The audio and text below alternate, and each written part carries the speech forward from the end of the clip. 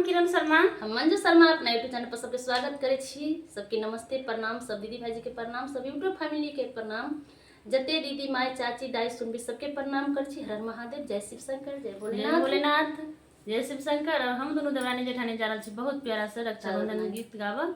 हाँ, सब जरूर सुनब, कमेंट करके जरूर बताएब किनका सबके हमरा सबके गीत पसंद है, सब किनका सब। लेकिन अहाँ सब प्यारा से बात बहुत दे छी, लेकिन शेयर जरूर करू, आगा जरूर बढ़ाओ। आ सब भाई से हम हाथ जोड़ कर प्रणाम करे छी। अगर भाई बहन से गलती भ गेल हेते त माफ क देबे। रक्षाबंधन के दिन जरूर अहाँ सब जरूर जेबे, जरूर जेबे। देखियो, हम एकटा गीत गाबै, बहुत दर्दनायक रक्षाबंधन गीत गाबै जा रहल छी।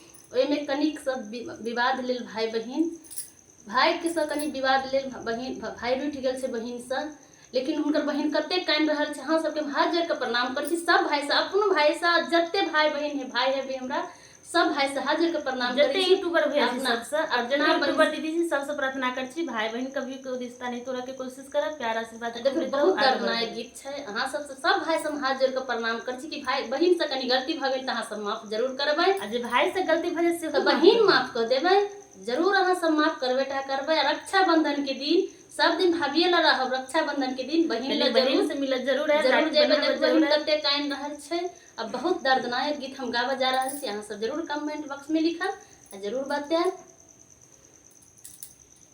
बहिनी ला भेलियै भैया के हना कठोर यो, यहाँ राजा भैया। बहिनी ला भेलियै भैया के हना कठोर यो, यहाँ राजा भैया। भूली गेलियै